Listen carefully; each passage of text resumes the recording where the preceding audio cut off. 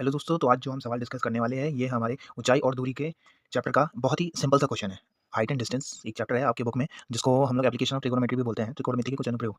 तो उस चैप्टर का ये एकदम बेसिक सा क्वेश्चन है, तो चलिए इसको डिस्कस करते हैं। फर्स्ट ऑफ ऑल क्वेश्चन क्या कह रहा है, from a point on the ground, ground पर एक पॉइंट है, ठीक है, which is 30 metre away from the foot of a tower, tower के फुट से टावर के बेस से 30 मीटर की डिस्टेंस पर है वो point. The angle of elevation of the top of the tower is 30 degree. 30 degree मतलब जो एंगल ऑफ एलिवेशन बन रहा है, एंगल ऑफ एलिवेशन मतलब उन्नयन कोण, मतलब नीचे से ग्राउंड से टावर के टॉप को देख रहे हैं, तो जो एंगल बन रहा है कितना है, 30 डिग्री है। तो फाइंड करना है टावर की हाइट को। हिंदी में क्या है, भूमि के एक बिंदु से जो मीनार के पास बिंदु से 30 मीटर की दूरी पर है, मीनार के शिखर का उन्नयन कोण हमें बताना है। उन्नयन कोण दिया हुआ है 30 डिग्री, हमें क्या बताना है, मीनार की ऊंचाई बताना है। तो फर्स्ट ऑफ ऑल हम बनाएंगे डायग्राम, जैसा कि मैंने प्रीवियस वीडियो में बताया है कि हमारे इस चैप्टर में डायग्राम इंपॉर्टेंट होता है। अगर हमने डायग्राम बना लिया तो ऑलमोस्ट सारे क्वेश्चन हो जाएंगे। तो फर्स्ट ऑफ ऑल क्या बनाएंगे, ग्राउंड बना लिया। ग्राउंड के ऊपर क्या है, हमारा एक टावर है, टावर की हाइट हमें फाइंड करनी है। सपोज कर लिया ए बी क्या है, हाइट है हमारे टावर की, ये क्या है, सी एक पॉइंट है, जिस पॉइंट की बात कर रहा था ये, है ना। ग्राउंड पर कोई एक पॉइंट है, ये टावर के फुट से टावर के बेस से कितनी डिस्टेंस पर है, 30 मीटर की डिस्टेंस पर है। ये तो कह रहा है ना क्वेश्चन में, ऑलरेडी गिवन है 30 मीटर की दूरी पर है ना।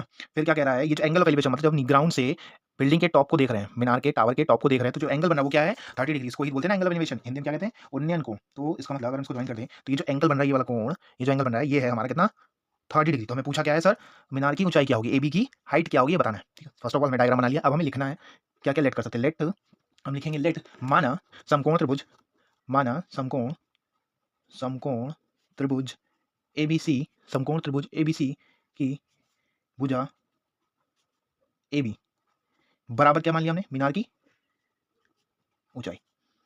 ठीक है दोस्तों, तो मैंने कहा ये समकोण त्रिभुज राइट एंगल ट्रायंगल बन गया ना ये। तो समकोण त्रिभुज एबीसी की भुजा ए बी है, ये क्या है, ये इसको हाइट बोल दिया हमने, किसकी हाइट, हमारे टावर की हाइट बोल दिया है। ठीक है, लेट लेट मतलब माना ना, तो हिंदी इंग्लिश मिक्सअप ना हो जाए, चलो इंग्लिश में भी लिख देता हूँ। इसलिए let A B is a, let let लिख लिया था पहले, लेट यहाँ से कट कर देते हैं। Let A B is a side of right angle triangle A B C is equal to height of a tower, height of a tower. Clear, हमने इसी को हाइट मान लिया है। देन उसके बाद हमें लिखना पड़ेगा ये जो डिस्टेंस है 30 मीटर, इसको भी लिखना पड़ेगा ना, क्या है ये। तो हम लिखेंगे बिंदु बिंदु सी से मीनार की दूरी, बिंदु सी से मीनार की दूरी कितनी है, 30 मीटर। इंग्लिश में क्या लिखेंगे, distance of point C from tower कितनी है, 30 मीटर। क्लियर है दोस्तों, यहाँ तक की कहानी क्लियर है। देन उसके बाद हमें देखना है, हमें फाइंड क्या करना है, हमें फाइंड करना है ए बी ना, तो जो फाइंड करना रहता है उसको ऊपर लिखते हैं। तो अब हम लिखेंगे नाउ समकोण त्रिभुज, नाउ राइट एंगल ट्रायंगल, किसकी बात हो रही है, A B C, right angle बीच में लिखते हैं। ठीक है, नाउ अब हिंदी में, अब समकोण त्रिभुज किसकी बात कर रहे हैं, एबीसी की, एबीसी में। ठीक है, एबीसी में डिस्कस करने जा रहे हैं। तो हमें पता है ट्रायंगल एबीसी में हमें फाइंड क्या करना है, ए बी ना, ए बी फाइंड करना है, तो ए बी को फर्स्ट ऑफ ऑल ऊपर लिखेंगे। देन उसके बाद जो बेस होता है उसे लिख देंगे। तो सिंपली आप इसमें क्या यूज कर सकते हो, टैन थीटा ना। टैन थीटा क्या होता है, टैन थीटा पता है, टैन थीटा कैसे याद करते थे, बताया था, एल ए एल अपॉन के ए। ये साइन कॉस टैन, टैन क्या होता है, लंब बटे आधार, परपेंडिकुलर अपॉन बेस, परपेंडिकुलर क्या है, ए बी, तो बेस क्या हो जाएगा, बी सी।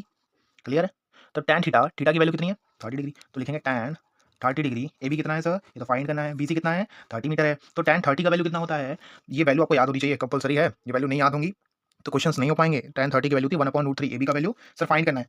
क्या कहा था ए बी को, height of a tower, tower की हाइट बोली थी, तो यहाँ पे लिखेंगे h upon 30। Now we can say h is equal to कितना हो जाएगा, अगर हम क्रॉस मल्टीप्लिकेशन करें, एक एक स्टेप करें, तो ये बनेगा √3h, फिर ये बनेगा 30, तो h इज इक्वल टू कितना आएगा, 30 अपॉन √3। जब कोई भी √3 क्या है, √3 क्या है, एक आपका इरेशनल नंबर है, आप परिमेय संख्या है ना, तो ये कभी भी डिनोमिनेटर में नहीं रहती, कभी भी हर में नहीं रहती, तो इसको क्या कर देंगे, रेशनलाइजेशन जिसे कहते हैं, परिमेयकरण। ठीक है, तो ये क्या होगा, ऊपर नीचे इसका मल्टीप्लाई हो जाएगा। नाउ वी कैन से क्या बनेगा आपका, 30√3 अपॉन 3, तो ये आ जाएगा आपका 3 10 30, 10√3, ये क्या है आपकी हाइट है, किसमें, मीटर में।